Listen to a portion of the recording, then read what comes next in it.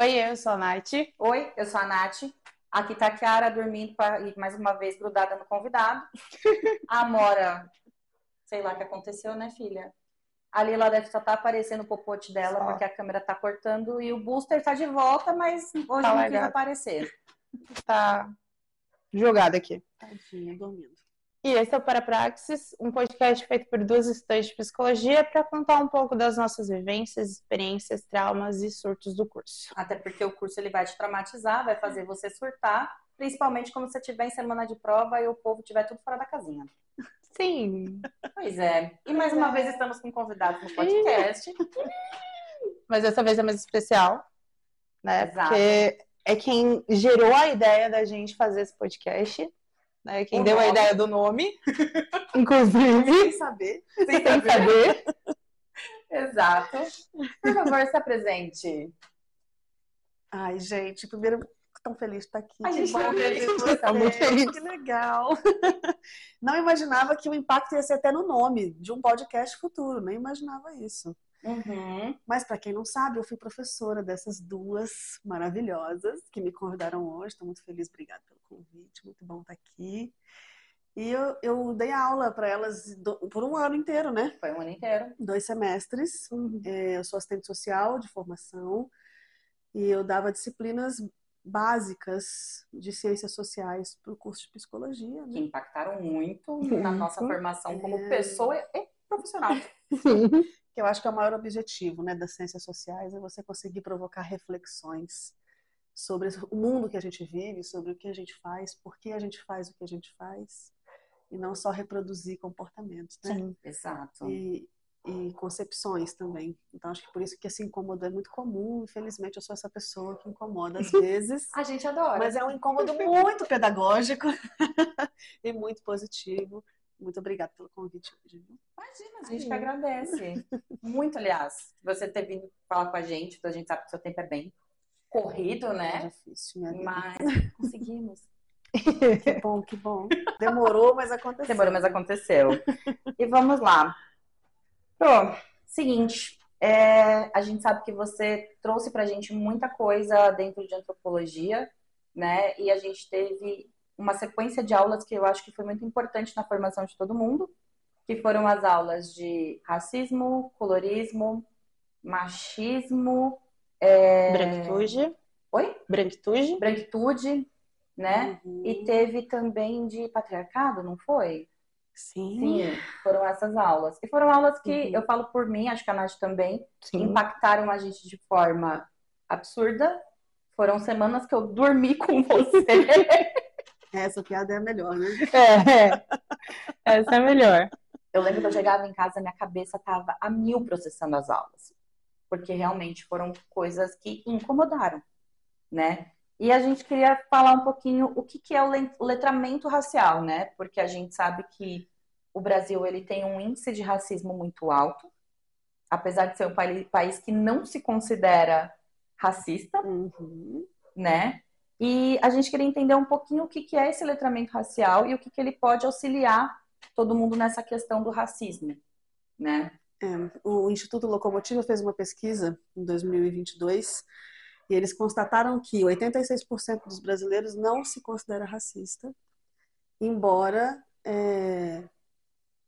assumam que o país é um país racista, o Brasil é um país racista. Então, a conta não fecha. Como é que o racismo pode acontecer? Todo mundo concorda com isso, mas a maioria não se considera. Então, a gente precisa falar muito sobre letramento racial, porque é isso que vai nos ajudar a mudar esses índices e diminuir essa visão muito superficial que nós, enquanto sociedade brasileira, temos sobre a questão racial. Sim. O racismo ele existe no Brasil, sim, e quem produz o racismo somos nós. Todos nós que acreditamos que o racismo existe, produzimos o racismo. E é só a partir de um letramento, de estudo, de se abrir para essa possibilidade de entender o que é o racismo, que as coisas acontecem, né? Que essa mudança acontece. Para pessoas brancas é ainda mais difícil compreender como eu produzo o racismo. E eu costumo falar muito isso. Foram as pessoas brancas que criaram o racismo, portanto, é nossa responsabilidade, eu me considero uma mulher branca, de desfazer tudo isso. Então é importantíssimo que a gente tenha letramento racial, principalmente dentro da nossa bolha de privilégios enquanto pessoas brancas, para entender como é que a gente produz e reproduz, reforça estereótipos raciais, colocando a pessoa negra, a comunidade negra, sempre num papel muito subordinado. Nunca no lugar do belo, nunca no lugar do bom e nunca no lugar de poder. Só com o letramento racial a gente consegue observar a sutileza desse racismo em nós e a agressividade dele ao mesmo tempo. Boa. Você sabe que na tua aula de racismo, né? Eu lembro que eu saí e fiquei dias martelando uma pergunta na minha cabeça. O que eu poderia fazer como pessoa branca dentro desse contexto?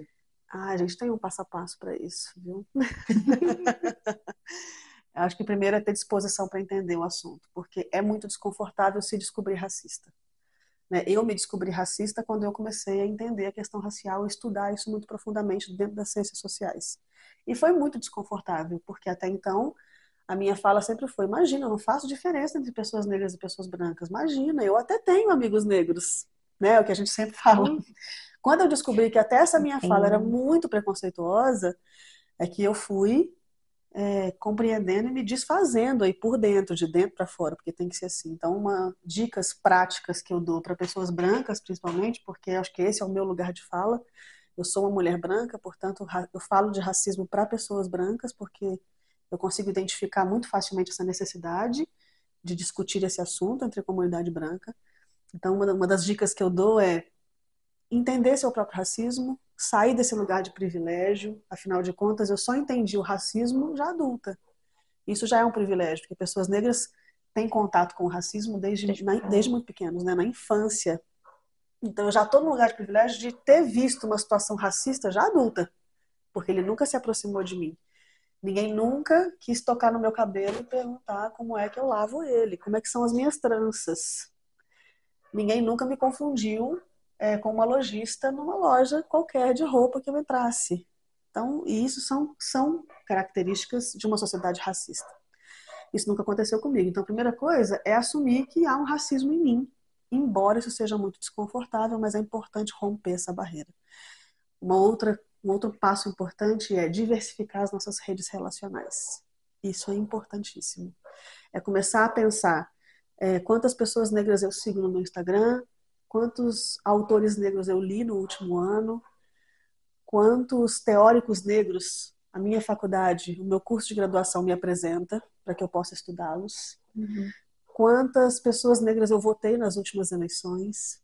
E quando você começa a responder isso, ainda que secretamente, isso é um exercício importante de entender que, caramba, eu não estou conseguindo diversificar minhas redes relacionais. Eu tenho um grupo específico com quem eu me relaciono, seja na minha família, mas não só, seja nos lugares que eu frequento, nas ideologias que eu penso, nos autores que eu estudo, nos filmes que eu vejo, né? Quantos filmes com protagonistas negros eu assisti no último ano? Não é uma coincidência que as respostas a essas perguntas sejam sempre nenhum ou quase nada. E aí pensar sobre isso é que vai trazer o primeiro desconforto e vai nos ajudar a ser intencionais nisso. Então, peraí, eu vou começar agora a seguir mais pessoas negras no meu Instagram. Eu quero conhecer mais a realidade de pessoas que falam sobre racismo. Eu vou ler mais autores negros. Conceição Evaristo, por exemplo, que é uma autora brasileira, uma mulher com livros maravilhosos e a gente mal conhece, mal ouve falar. Tá viva ainda, a gente não consegue correr atrás de uma palestra dela para poder assistir, porque as pessoas ainda não a conhecem como deveriam, não a reconhecem como deveriam.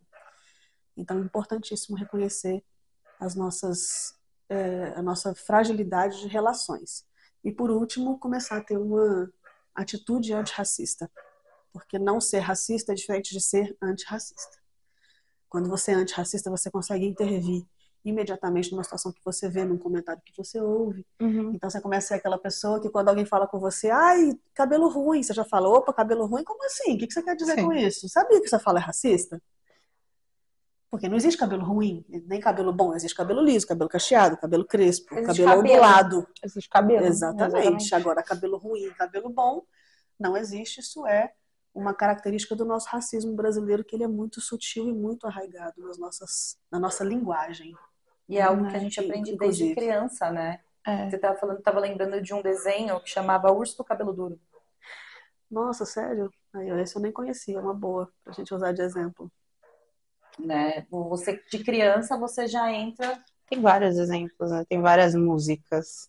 Eu acho que dá pra gente chegar no outro ponto que a gente ia falar, que é o que seria o racismo estrutural, né? Porque eu acho que tudo isso vem da estrutura. Exatamente. O racismo estrutural é um conceito muito difundido no Brasil nos últimos anos, e que bom, principalmente por teóricos negros, que começaram a aparecer a partir daí, né? De pouco tempo para cá.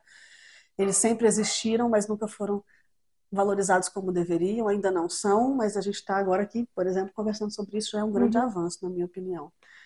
Mas o racismo estrutural, ele fala sobre esse preconceito enraizado na estrutura da nossa construção enquanto sociedade brasileira. Diferente de outros países, como os Estados Unidos, o Brasil viveu um racismo um pouco diferente, embora a história de escravidão terrível tenha sido muito parecida. Uhum. A nossa Constituição, enquanto país, ela foi formada a partir dos escombros da escravidão, com certeza, mas de uma maneira muito mais sutil, porque nós vivemos ao longo da história um projeto político, inclusive, de branqueamento da população brasileira. Esse tipo de política eugenista, que a gente chama, não aconteceu nos Estados Unidos com a força que houve aqui. Então, a gente teve, por exemplo, imigração, um movimento político de benefícios para pessoas brancas europeias chegarem ao país com o intuito de branquecimento da população.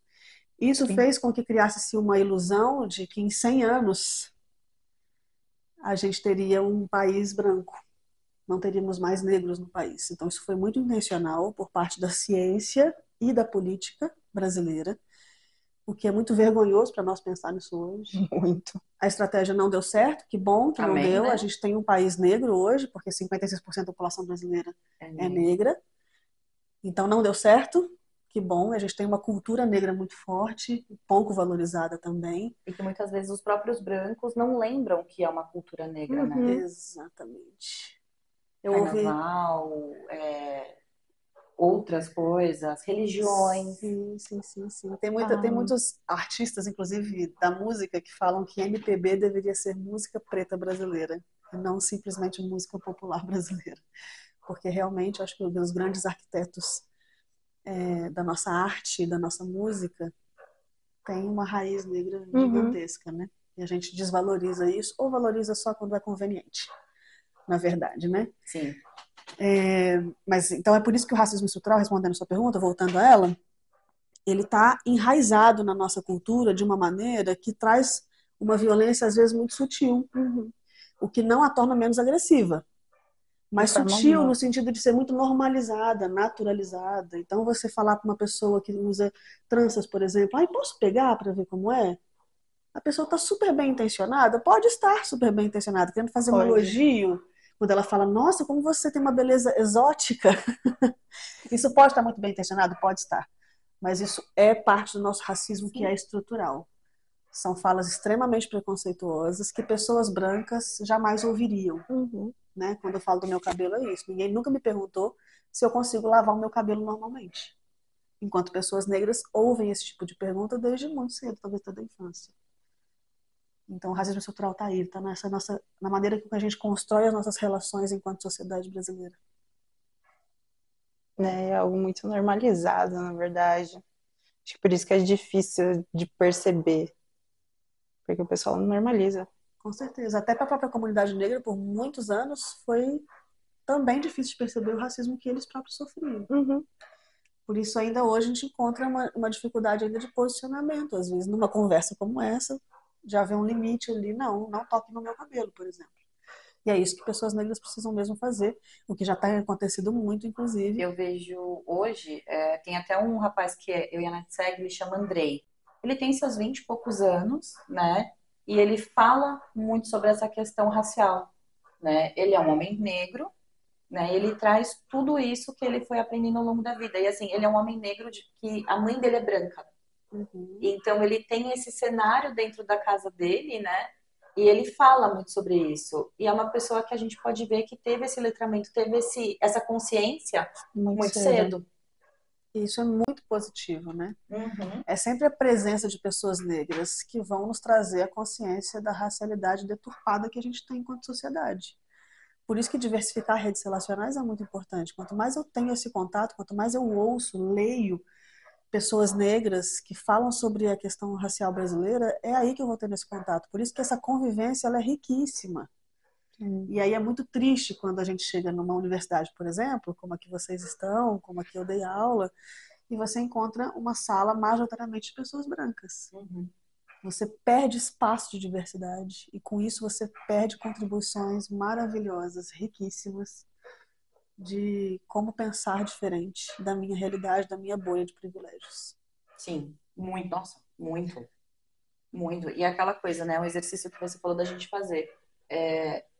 Com quantas pessoas negras a gente conviveu ao longo da nossa vida, né? Vem tudo isso ligando e fazendo parte realmente dessa estrutura que a gente vive. Uhum. É muito comum quando eu falo com pessoas muito jovens, eu sempre falo isso. Olha, com quantas pessoas negras você já se envolveu afetivamente, amorosamente, sexualmente? E aí aquela coisa, nenhuma, mas é porque eu não me atraio, não acho bonito.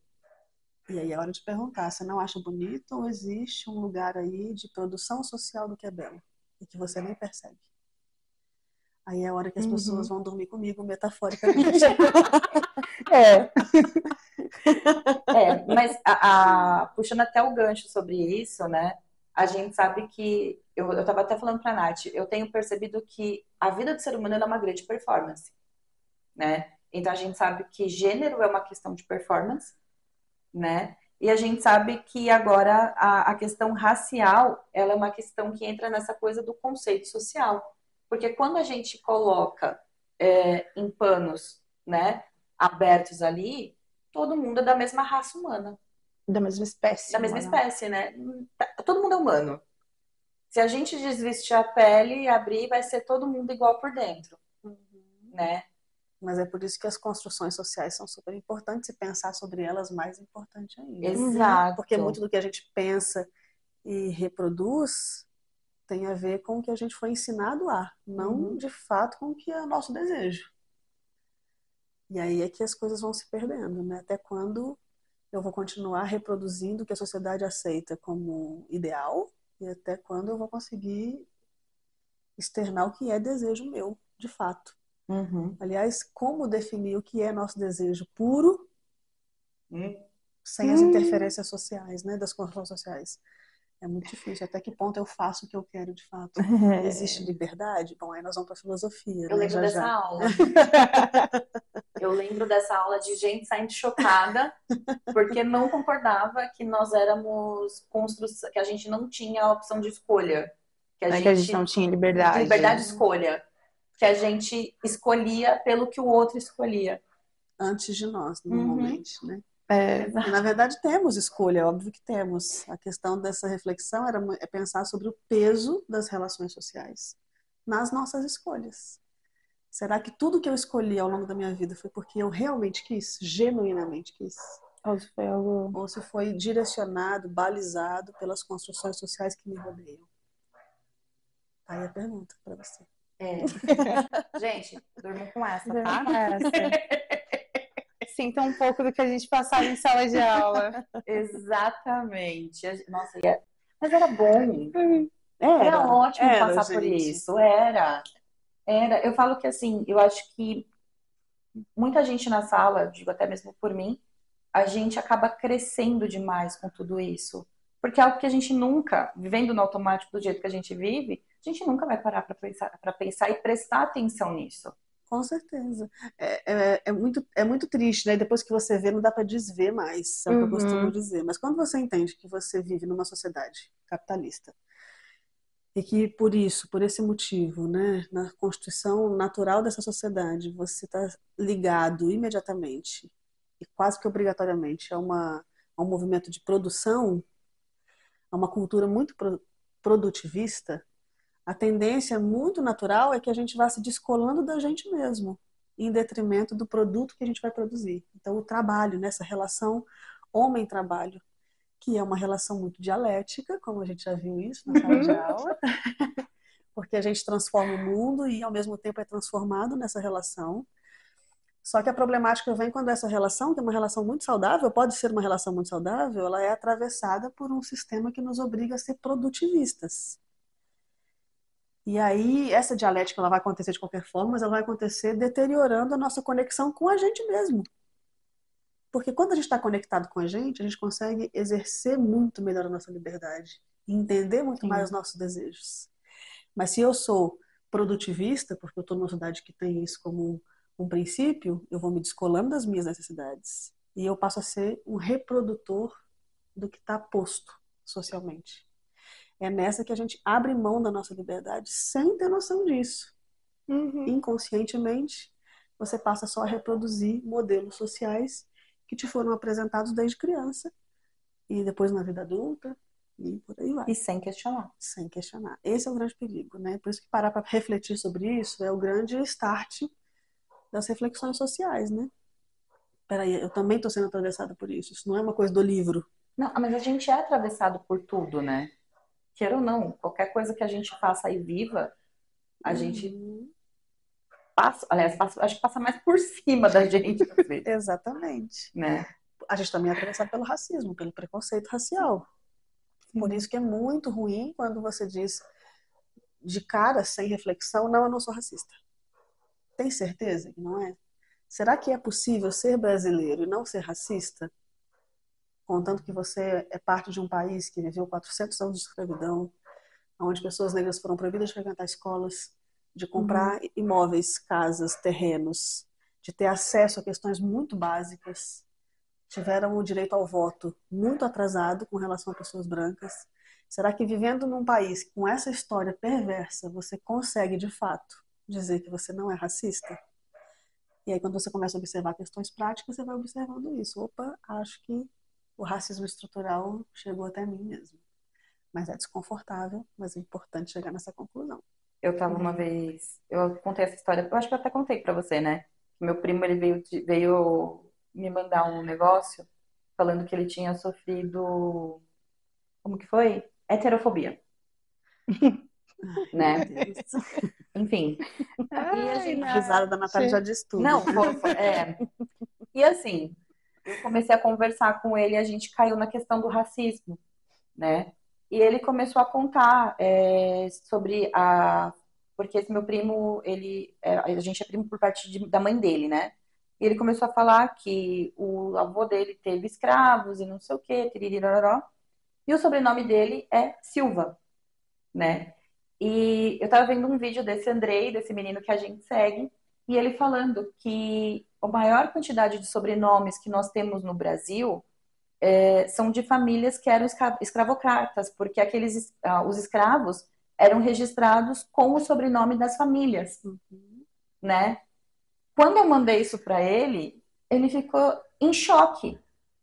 Eu falei, é isso. É esse desconforto que a gente precisa provocar. Exatamente. Isso, eu me lembro de quando eu tive essa informação também, que foi através dos estudos e letramentos raciais que eu falei, não é possível que o apagamento foi tão profundo assim, né? Olha como a gente é branco, está num privilégio enorme, que a gente não pensa sobre isso. A gente apagou nisso, até isso.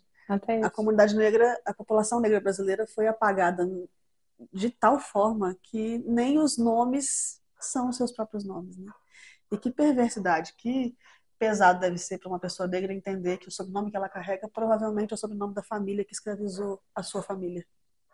E como carregar esse sobrenome com qualquer tipo de orgulho é muito difícil. É aí que vem o cuidado de saúde mental nessa perspectiva racializada, né?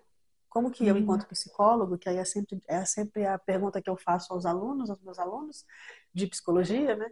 Como eu, enquanto psicólogo, consigo atender numa clínica ou em qualquer outro espaço socioprofissional, né, do psicólogo, e não levar em consideração as dores que uma pessoa negra carrega vivendo tudo isso. Como que eu vou ter um atendimento e um olhar de qualidade, uma escuta qualificada de fato, se eu não tiver uma visão da minha intervenção profissional racializada? Eu preciso ter isso. Senão eu nunca vou conseguir enxergar com profundidade a dor daquela outra pessoa. Então, como que uma conversa como essa compromete muito fazeres profissionais por aí. Daí a necessidade de falar sobre isso. Muito, muito. E realmente, principalmente assim, a gente nesse lugar do privilégio branco, a gente nunca passou por nada do que uma pessoa negra passou e infelizmente ainda vai passa. passar. Uhum. Por isso ter letramento racial é importante, porque como eu disse, né, o meu lugar de fala enquanto mulher branca é de um lugar de privilégio, não tem como eu negar isso. Foi difícil por um tempo, porque é difícil aceitar, é desconfortável, mas sim, embora eu tenha sofrido muitas coisas, lutado por muitas conquistas, eu ocupo um lugar social de privilégio por ser uma mulher branca. Então, entender isso é o primeiro passo. Para partir daí, dentro desse meu lugar de fala, do meu espaço de fala, conseguir me colocar no lugar de alguém que viveu o racismo desde criança. Então, é possível, ainda assim. É que hoje no Brasil, por esse desconhecimento e também falta de interesse, vamos combinar, porque a gente está na área da informação, é muito, né? Eu sempre falava para a sala de aula, vamos começar a dar um Google aí sobre isso também, porque isso é importante. Mas né? eu acho que a gente, apesar de estar na área da informação, a gente também está muito na era da desinformação. É, ao mesmo tempo, sim, com certeza. E aí o privilégio é um lugarzinho muito confortável, né? Então eu prefiro não mexer com isso. Não me atrapalha, não me É o famoso afeta. não tá me incomodando. Não é comigo, incomoda. então não vou me meter nessa. E é esse um movimento completamente errado. A gente precisa inverter isso. Não acontece comigo, mas é totalmente da minha conta enquanto pessoa branca. Entender isso profundamente e me transformar numa pessoa antirracista que consiga falar, para que acabe, por exemplo, hoje no Brasil existe um movimento muito grande que é totalmente legítimo, de que pessoas negras, quando vão procurar terapia, por exemplo, elas prefiram psicólogos negros. Porque partem do pressuposto de que eles vão ter esse entendimento da vivência. E é claro que é completamente diferente. Sim. Mas muito disso também porque profissionais de psicologia brancos não se aprofundam nessa temática. E não conseguem ter uma intervenção que não seja rasa. Sim. Então é super importante problematizar isso. Muito. Eu acho que aproveitando esse gancho, acho que dá pra gente falar um pouco sobre branquitude também, né? Que é um termo que dá pra gente conseguir entrar e vivenciar mais isso. Sim. Branquitude é um conceito super importante. A Cida Bento, que é uma autora negra brasileira. Maravilhosa.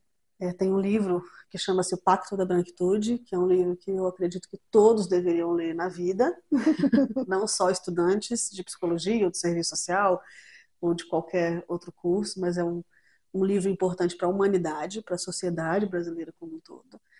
E a Cida Bento traz a visão de que a branquitude é um pacto social entre pessoas brancas, mas um pacto silencioso, ela fala. Eu acho isso muito importante. Porque não é um pacto que você acorda e fala, olha, vamos aqui hoje combinado, a gente não se envolver com nada que tenha a ver com pessoas negras. Não é. É silencioso esse pacto. Eu prefiro não me envolver. Para mim é mais fácil. Estou tão acostumada a sempre votar em pessoas brancas que eu vou continuar votando porque, na verdade, eu só estou olhando a proposta de governo. Será mesmo que você lê propostas de governo antes de escolher o seu voto? E será que não levar a questão racial em consideração num país como o nosso, entendendo essa história perversa da escravidão e de como fomos formados por cima desses escombros, é aí que nós vamos ter que parar a reflexão? Né? Então, entender isso é importante, porque a branquitude é esse pacto social silencioso entre pessoas brancas que perpetuam um lugar de poder entre pessoas brancas. Sem pensar, talvez, inconscientemente, talvez, mas é o momento de trazer para o consciente para poder ter uma intervenção mais assertiva sobre esse assunto. Né? Por que toda vez que eu entro numa empresa, a alta direção é composta por pessoas brancas, normalmente homens brancos ainda, né? Trazendo mais um recorte aí de gênero, mas sempre pessoas brancas. Eu até tenho pessoas negras na empresa, tá? Raquel, olha, onde eu trabalho, não tem racismo não, porque é cheio de funcionário negro. Mas onde eles estão? Onde está na estrutura organizacional? Eles estão nas limpezas, como segurança.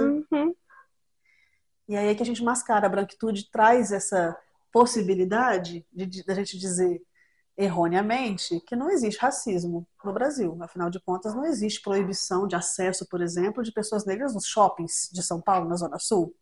De fato, não existe uma plaquinha escrito proibido pessoas negras.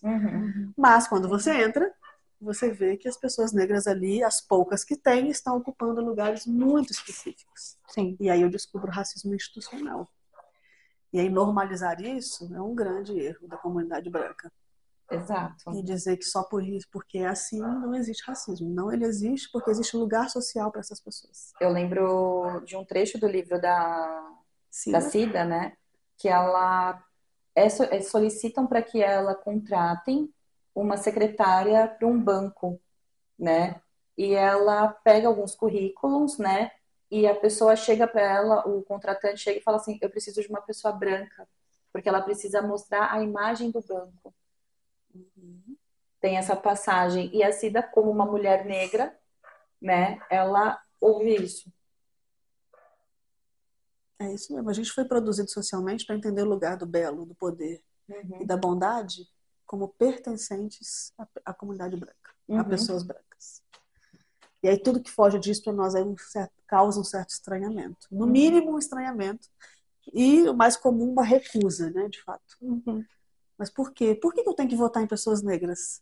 Até a dificuldade de entender essa importância já traz um pouco da sua branquitude, esse pacto de privilégios que te coloca nesse lugar de eu não preciso mexer com isso não faz diferença. E faz toda a diferença. Né? Votar em mais mulheres, votar em mais pessoas negras faz toda a diferença para uma construção social de um país como esse. Você vem pra cá. Vem pra cá, velho. Por isso que aulas de história são importantíssimas, né? Para entender Sim. o que a gente já passou, porque a história justifica muita coisa que a gente faz e reproduz hoje em dia. Aula de história de verdade, né? Ah, de verdade, com certeza. Não, por exemplo, a que eu tive na escola, porque a que eu tive na escola, ela dá uma passada de pano para a questão da escravidão, Completamente. né? Eu acho que nem só a sua. A gente tem uma diferença boa de idade, mas a minha também foi a mesma coisa. O que a gente aprende na escola é imagens de pessoas negras na escola brasileira, de educação de base. Essa imagem de pessoas negras ainda não está no lugar do conhecimento, por exemplo, porque nem autores negros a gente estuda. Se a gente for Machado parar de pra Assis pensar. foi branqueado? Embranquecido. Embranquecido. Mas Foi embranquecido. Foi embranquecido, Machado de Assis. Que tem tudo a ver com esse movimento nacional de embranquecer a população. Né? Então a gente não sabe que Machado de Assis era negro. Até porque quando você pega a foto dele nos livros, ele tá com o cabelo liso, a pele dele tá clara, né? Eu fui descobrir que Machado de Assis era negro há pouco tempo. Sim. Eu me lembro que na escola, e ainda acontece hoje, né, a gente vê como, então, se a pessoa negra não está nesse espaço do conhecimento, dentro da escola, aonde ela está? Ela está nas páginas dos livros, num desenho de uma pessoa negra escravizada, com mordaça, sendo chicoteado. O livro traz isso. É importante trazer a crueldade que foi a escravidão? Eu acredito que sim, é muito importante. Mas por que as pessoas negras na escola, no ambiente de conhecimento, elas só ocupam este lugar? É só essa imagem que a gente vê no livro. A gente não encontra imagens de pessoas negras em espaços de poder. Em nenhum momento dos livros de história, de geografia ou de qualquer outra disciplina. Não mesmo? Porque nem os autores negros chegam a nós, nem no ensino superior. Tudo que a gente vai estudar são autores brancos. Europeus, na maioria das vezes. As escolas europeias são muito valorizadas. E aí é hora de pensar sobre isso. Até um ponto importante, por isso que não é correto que a gente se refira aos escravos enquanto escravos, né, no passado, mas pessoas escravizadas. Porque foi a condição que eles foram submetidos obrigatoriamente. Mas não é parte da constituição de que essas pessoas eram. Eram pessoas negras que vieram ao Brasil em sequestro, em situação de sequestro. Exatamente. Não é assim que a gente aprende, né? Não. Que foram tiradas à força de suas casas, suas famílias, trazidas à força para trabalho forçado no Brasil, que construiu a sua riqueza através desse tipo de exploração terrível, de muita violência, né, e tudo mais. A gente não aprende dessa forma. A gente não aprende que a comunidade negra africana que chega ao Brasil chega com conhecimentos de ciência, de tecnologia. Eles chegam, a gente só entende que eles são força braçal de trabalho. E não, eles já tinham conhecimento porque a África é um berço de conhecimento. Então eles já chegam aqui com conhecimento de irrigação, de agricultura. Então o nosso país explorou muito do conhecimento negro africano. Isso a gente também não ouve nas escolas. A gente ouve que eles eram bons, fortes para trabalhar. E a gente nem pensa dessa forma também. Pensam em só como uma máquina. Isso. é um processo de desumanização, né? A escravidão, ela é esse processo de desumanização.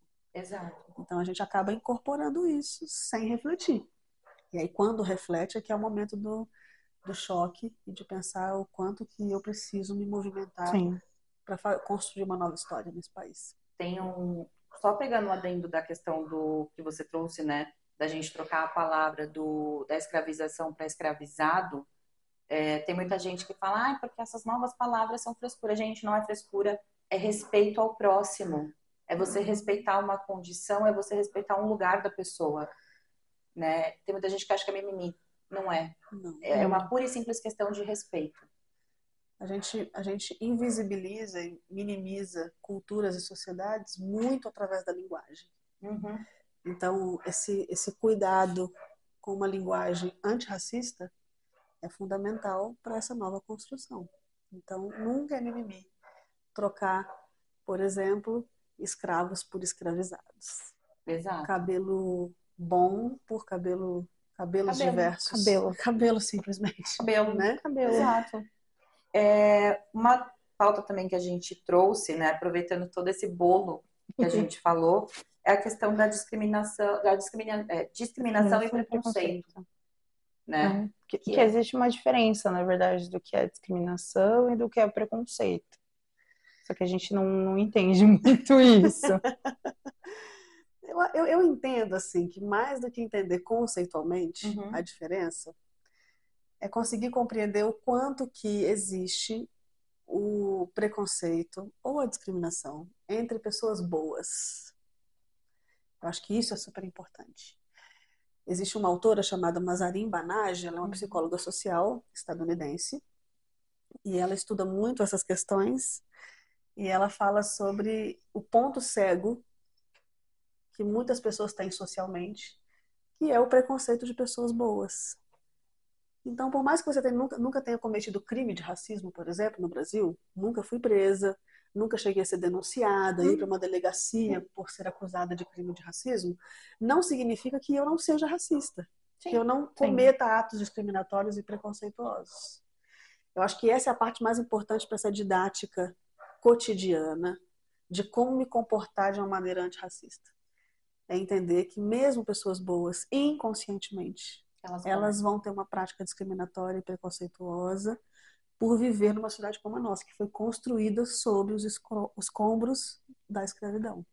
É impossível que não seja assim. Mas é possível mudar isso.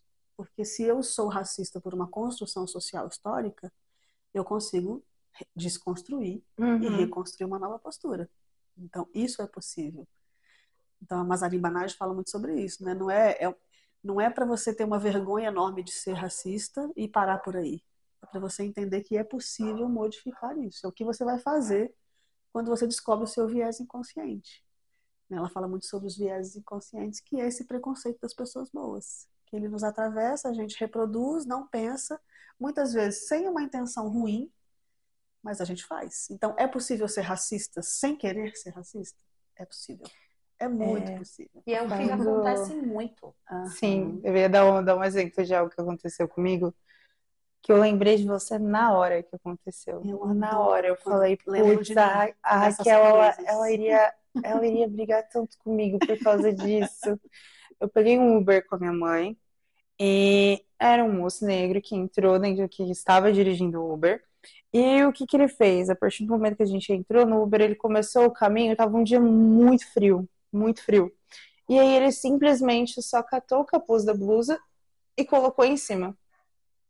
Só colocou assim, colocou na cabeça. Nisso a minha mãe gelou e foi para trás. O olho dela já abriu. E eu instintivamente já acabei, olhei para ele e fiquei, meu Deus. Na hora eu lembrei de você, eu falei, eu não acredito que eu fiz isso. Eu não acredito. Eu fiz, eu né? Não acredito. Eu fiz isso. Na hora que ele colocou, a minha mãe, eu já vi que gelou, eu virei, eu fechei o olho e falei, não, eu não acredito que eu pensei nisso. É o que eu falei no início da nossa conversa, né? Nós, enquanto sociedade, não estamos habituados a entender os lugares de poder, de beleza e de bondade. Sim. Para a comunidade negra. E era só porque estava frio, ele precisava ficar com um carro aberto, porque estava com passageiro para se proteger, e ele só foi proteger a orelha, mas por não estarmos habituados a entender o lugar da pessoa negra ocupando o lugar de bondade, é que a gente vai marginalizar corpos negros. Sim. E vai trazer essa visão de que são bandidos, por exemplo, né? Mas esse meu exemplo dá para colocar no que você falou, que pessoas boas não cometeram atos de preconceito por causa do viés inconsciente. Eu não tive a intenção, É. mas eu fui racista. Uhum. E esse é o primeiro passo. Eu não queria ser, mas Sim. quando eu vi, o pensamento já tinha vindo na minha cabeça, eu já estava. Que bom, e isso que é importante, porque é aí que a gente vai filtrando as próximas ações. As violências vão cessando, é aí. Porque você poderia, por exemplo, na hora do Uber, já começar a falar assim: moço, o que você está fazendo? Eu vou chamar a polícia, né? E aí aí é uma outra situação. Mas é a diferença de quando você tem a consciência e o conhecimento, e você, por mais que o pensamento te atravesse, você entende que aquilo não tá certo. E você começa a ter vergonha do seu pensamento, que foi o que aconteceu. Que eu lembrei da... E lembrar da professora Raquel. Eu lembrei da Raquel e fiquei com vergonha. Eu lembro que em sala de aula uma aluna falou assim, numa aula dessas, não vou me lembrar exatamente qual, ela falou assim: eu passei mó vergonha, lembrei de você. Mesma coisa que você falou. Fui atender uma cliente na loja, porque eu trabalhava no comércio, fui atender cliente na loja, e aí ela falou: eu preciso de um sapato confortável, porque eu trabalho na saúde e o dia todo de pé. E a aluna falou na hora, não sei se vocês lembram desse dia, aí ela falou na hora assim: você é enfermeira? Porque era uma mulher negra. E ela falou: não, eu sou médica. E aí ela disse, né? A aluna contou: meu Deus, me deu tanta vergonha. Eu só lembrava de você, Raquel.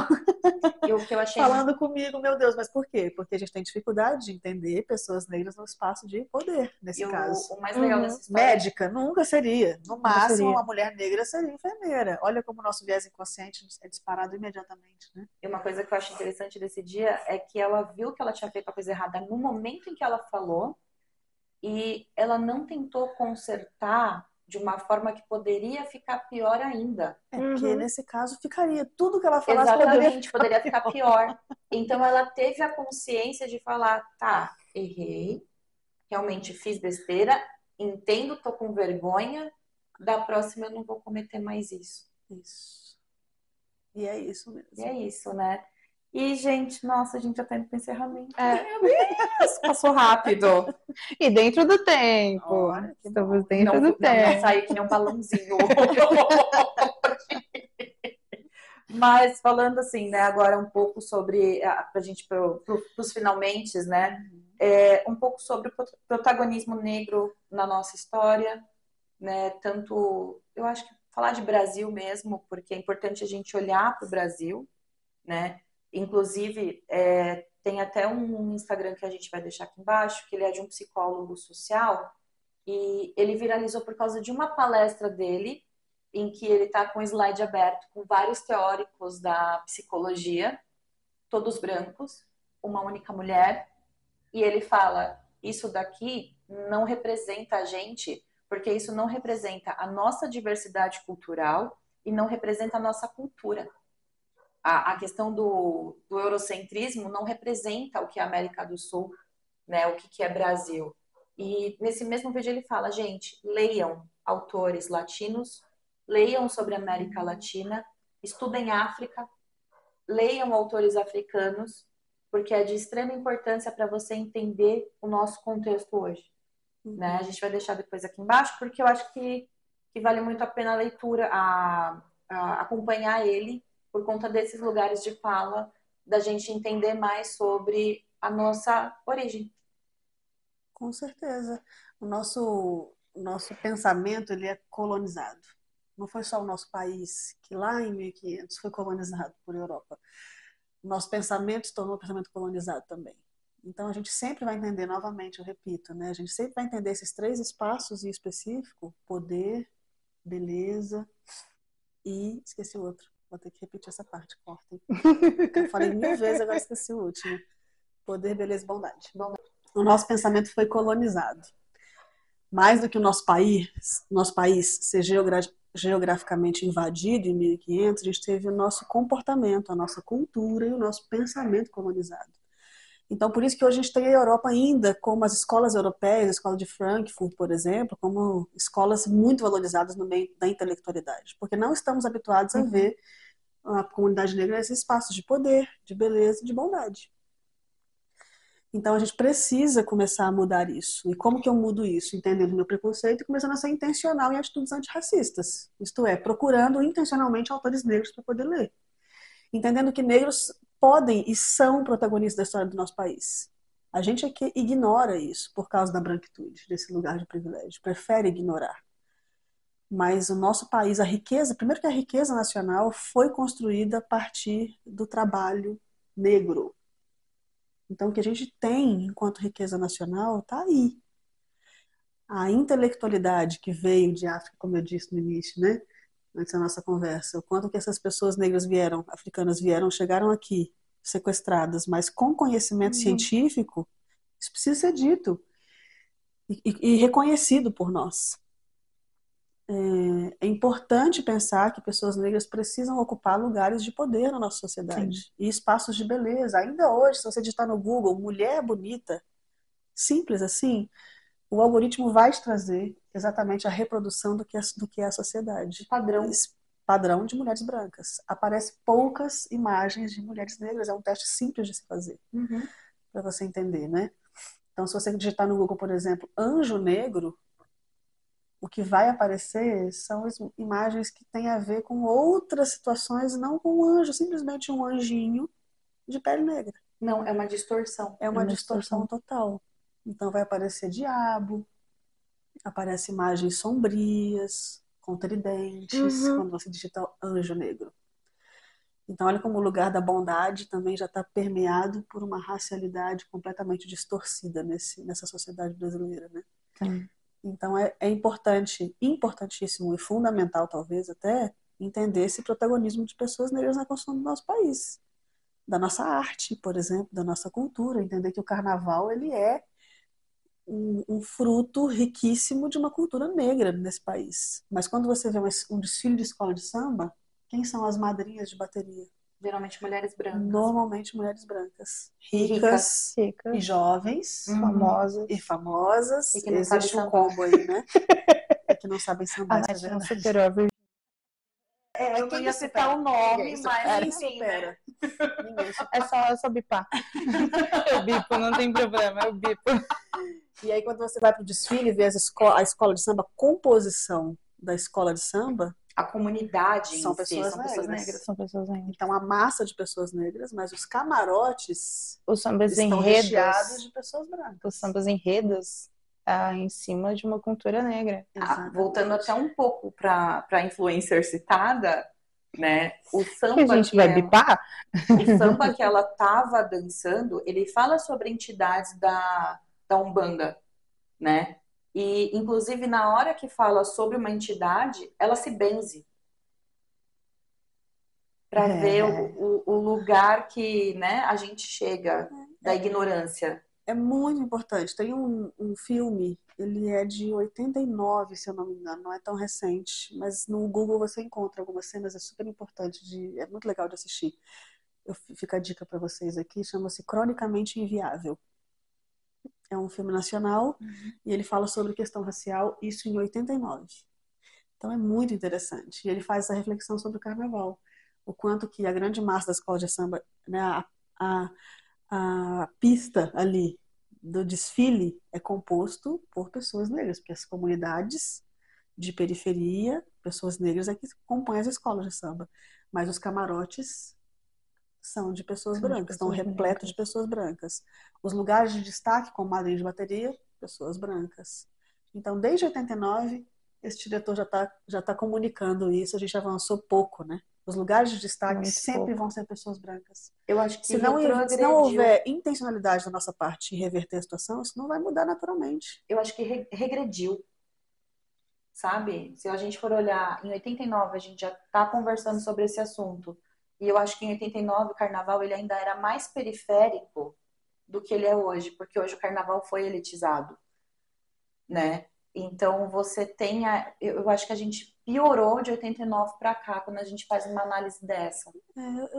Eu prefiro ser mais otimista, talvez, e achar que a gente está a passos muito lentos, mas numa pequena progressão, né?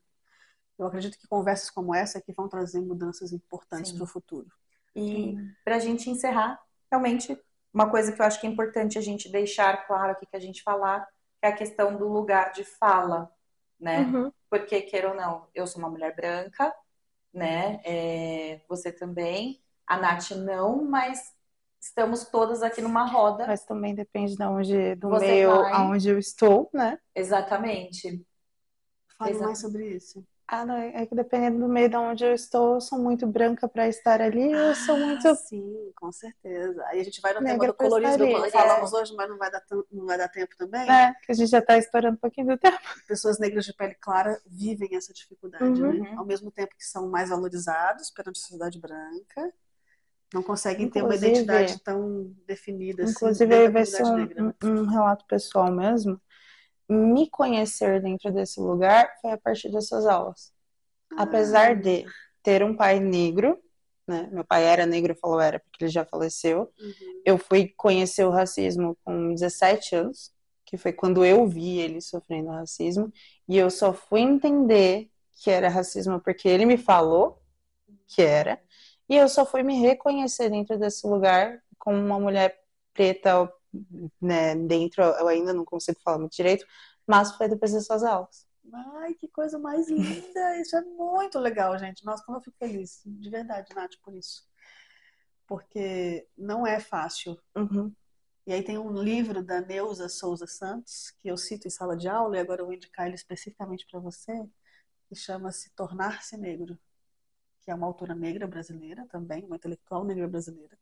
E ela fala o quanto que no Brasil, por causa desse processo de branquecimento da população e de como isso está arraigado na nossa cultura, o quanto é difícil você se reconhecer uma pessoa negra no Brasil. Não é um processo fácil, você não é a única. E é tanto que temos livros intelectuais falando sobre isso, tornar-se negro. No Brasil, você não nasce negro, você se torna negro quando você compreende como que isso aconteceu comigo. Em que momento que eu me reconheço uma pessoa negra. Então, isso sempre é um processo, né? E normalmente não é um processo simples de se passar, normalmente é um processo doloroso também, ele carrega alguns pesos da sua própria história, né, da história das pessoas negras. E eu fico muito feliz de ter contribuído assim, de uma maneira tão particular. Que legal. Que bom, que bom. Mas contribuído mais uma vez, né? Porque tem o nome do podcast.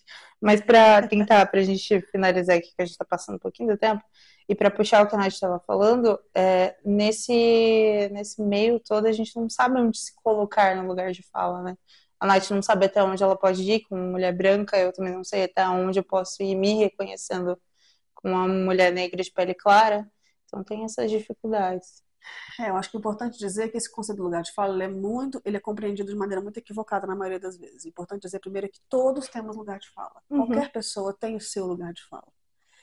A grande questão desse conceito, quando ele foi difundido com mais intensidade, é entender que se cada um tem o seu lugar de fala, é importante que eu compreenda qual é o meu e qual é o da outra pessoa. Até que ponto eu consigo invadir isso. Então, por exemplo, quando eu falo sobre racismo, eu sempre falo muito sobre isso. Antes de eu iniciar minhas palestras e letramentos sobre racismo, por exemplo, a primeira coisa que eu digo é: eu sou uma mulher branca falando sobre racismo. Portanto, a minha fala, em muitos momentos da minha conversa, vai se direcionar a pessoas brancas e a responsabilidade de pessoas brancas nessa luta antirracista. Mas antes da minha fala acontecer, eu quero trazer aqui que eu estudei muitos autores negros. Eu sempre trago um slide com essas fotos, inclusive, para que eles percebam a imagem dessas pessoas. Então, eu trago Virgínia Picudo, Lélia Gonzalez, Neuza Souza Santos, intelectuais brasileiras, negras, mulheres também, não é um acaso que eu trago dessa forma, né, também, que vieram antes de mim, que eu precisei buscar dessa fonte para conseguir estar aqui hoje nesse lugar. Porque o racismo não me atravessou da maneira que atravessa pessoas negras. E a minha intenção enquanto mulher branca nunca vai ser dizer que eu entendo perfeitamente o que uma pessoa negra vive, porque eu jamais entenderia.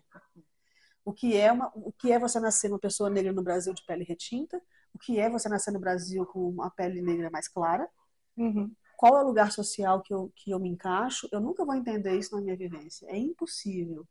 Mas a partir do letramento racial eu consigo entender meu lugar de privilégio e falar a partir dele. Então, Sim. o lugar de fala ele é isso, é essa consciência de que eu tenho o meu espaço e que eu preciso respeitar o espaço do outro. Então, é muito comum que pessoas negras, quando me ouvem, por exemplo, falando, dando letramentos e tudo mais, o espaço que eu ocupo hoje, educacionais, que elas falem, meu Deus, por que você fala sobre isso? É muito comum que eu ouça a pergunta de pessoas negras no final das palestras, e dos letramentos e formações. Uma pergunta, Raquel, por que você fala sobre esse assunto? Você é casada com uma pessoa negra? Eu falo, não. Você tem filhos negros? Não, também. Sua família é um pouco negra? Assim, tem alguém na família? Não tenho ninguém na família negro. Então, por que você está falando sobre isso? E aí é muito triste, na verdade, né? Entender que essa pergunta é muito legítima. Sim. Porque as pessoas brancas não estão falando sobre isso. E é nossa responsabilidade, minha resposta é essa. Eu falo sobre esse assunto porque depois de estudar muitos anos sobre isso, sobre questão racial brasileira, é que eu entendi que eu, como pessoa branca, tenho uma responsabilidade. Então, e como eu estou no espaço da educação, eu preciso usar esse espaço para falar sobre isso. Então, é minha responsabilidade alertar pessoas brancas sobre a branquitude. Então, a minha fala vai ter sempre este lugar de fala, né? Este lugar, esse ponto de partida. Então, o lugar de fala é super importante, mas ele tem que ser compreendido da maneira correta. Sim.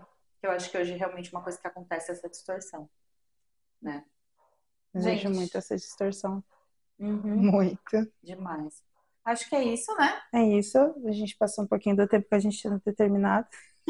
Mas não foi tanto. Não foi tanto. Estamos evoluindo. Pois é. Acontece, Melhorei. Gente, muito obrigada.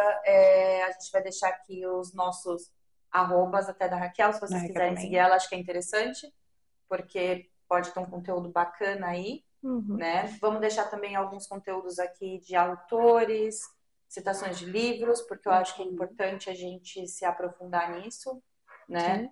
A Cida Bento mesmo, o Pacto da Branquitude, acho que é um livro, como você falou, importantíssimo de todo mundo ler, né? Ele muda tua visão, teu olhar sobre as coisas. Sim. Né? Nath? É isso. Se te incomodou, bem-vindo ao Clube das Aulas da Raquel. Era isso que a gente passava.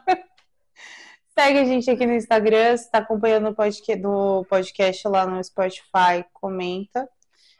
Deixe seu comentário aqui o que você achou, curte, compartilha. Segue a gente também lá nas redes sociais. E segue isso. A gente aqui no Instagram também. Aliás, no YouTube, porque, pelo amor de Deus, a gente precisa crescer nosso canal, socorro. Sim. O Instagram tá crescendo e aqui não. A gente tem que fazer todo um apelo. Um apelo. Certíssimo. Todo um apelo para que a gente te ajude. Como a gente falou um tempo atrás, livro de psicologia não é barato. Não, e a gente aceita doação. Exatamente. Gente, faça terapia, porque ninguém é obrigada a aguentar tuas maluquices. Vai se tratar, é sobre isso. É sobre isso. Obrigada.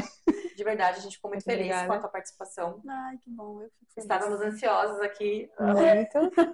A primeira convidada que a gente pensou assim que a gente escolheu o nome do podcast. Exato. E a que mais demorou, né? Desculpem a demora. Imagina, mas a gente entende. O Tá Thiago veio aqui, fez aquela inauguração. Incrível. Incrível. Aí veio a Nicole também, que trouxe um conteúdo incrível sobre direito e saúde mental. E agora você. Muito legal, gente. Obrigada. Muito obrigada.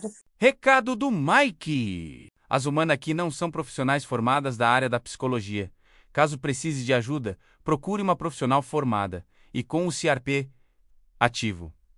Até o próximo episódio.